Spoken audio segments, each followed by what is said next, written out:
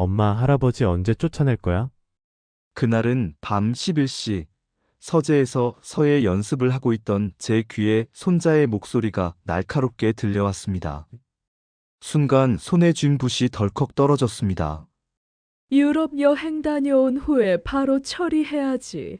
며느리의 차가운 목소리가 뒤따랐습니다. 치매 진단만 받으면 돼. 거부할 권리 없어. 그리고 집은 이제 우리 거야. 30억짜리 아파트가 우리 손에 들어오는 거라고. 그 순간 제 온몸에 소름이 돋았습니다. 75년을 살아오며 들은 말 중에 가장 가슴을 후벼 파는 말이었습니다. 저는 서울 강남 도곡동에서 40년을 살아왔습니다. 1998년에 아내와 함께 어렵게 대출을 받아 1억 3천만 원 주고 산 40평 아파트. 세월이 흐르며 지금은 30억 원의 가치가 있는 집이 됐습니다. 아내는 10년 전 신장암으로 세상을 떠났고 저는 교장으로 정년퇴직 후 연금으로 살아가고 있었습니다. 매달 350만 원의 연금, 그리고 3억 5천만 원의 예금. 부족하지 않은 노후였습니다. 아들 준호는 대형 로펌 변호사, 며느리 수지는 전직 간호사. 겉보기엔 남부러울 것 없는 집안이었지요. 하지만 그날 밤 거실에서 오간 대화는 제 세상을 무너뜨렸습니다. 엄마, 나 그때 말한 선물 사주는 거지? 그럼 30억짜리 집이 우리 손에 들어오는 거잖아. 그럼 할아버지가 거부할 권리 없어. 치매 진단 받으면 끝이야. 손자의 목소리는 기대에 차 있었고 며느리의 목소리는 차갑게 단호했습니다. 순간 제 가슴이 미어지고 손이 떨렸습니다. 내 아들이, 내 며느리가, 내 손자가 나를 요양원에 보내고 내 재산을 나눠 가질 계획을 세우고 있었던 겁니다. 며칠 후 이상한 일이 계속 이어졌습니다. 며느리는 일부러 이웃에게 들리도록 큰 소리로 말했습니다. 시아버님이 요즘 깜빡깜빡하셔서 걱정이에요. 가스불도 자꾸 켜놓으세요. 저는 단 한 번도 그런 적이 없었습니다. 하지만 이웃들은 이미 그런 시선으로 저를 보기 시작했습니다. 며느리와 사돈의 대화도 들었습니다.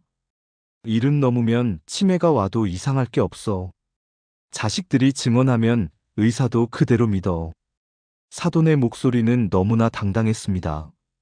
이미 요양원까지 조사해두고 비용 계산까지 끝낸 상태였습니다. 며느리 방에 놓인 노트에는 충격적인 기록이 있었습니다.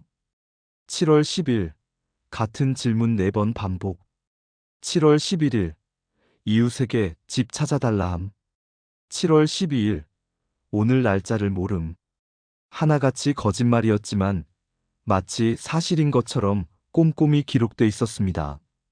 심지어 후견인 신청서까지 준비돼 있었고 제 재산 목록이 정확히 적혀 있었습니다.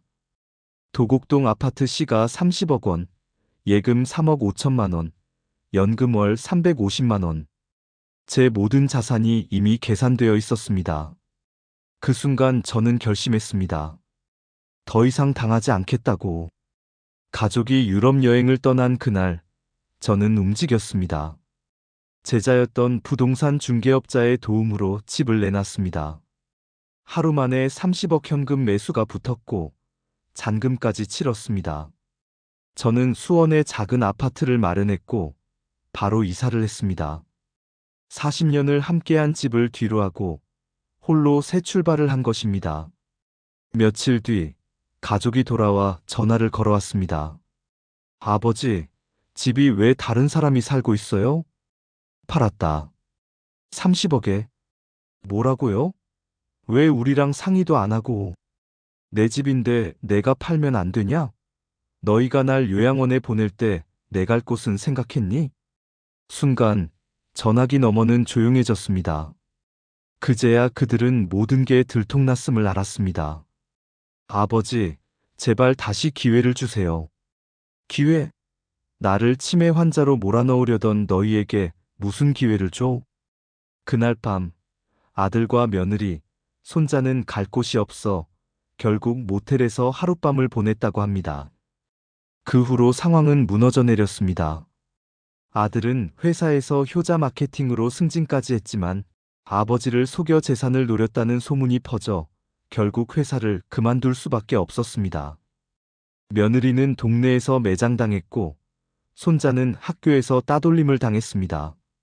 사돈은 더 이상 동네에 얼굴을 들고 다닐 수 없어 결국 해외로 떠났습니다. 그리고 저는 이제 새로운 삶을 살고 있습니다. 수원 작은 아파트에서 연금과 예금으로 매달 400만 원가량을 쓰며 여유롭게 지냅니다. 아침에는 공원 산책, 오후엔 복지관 프로그램, 저녁엔 이웃들과 담소를 나누며 말입니다. 이제야 비로소 자유를 찾았습니다. 70년을 넘게 살아오며 처음 느껴보는 평화였습니다. 가족의 눈치를 보지 않아도 되고 제 삶을 제 뜻대로 꾸려갈 수 있습니다.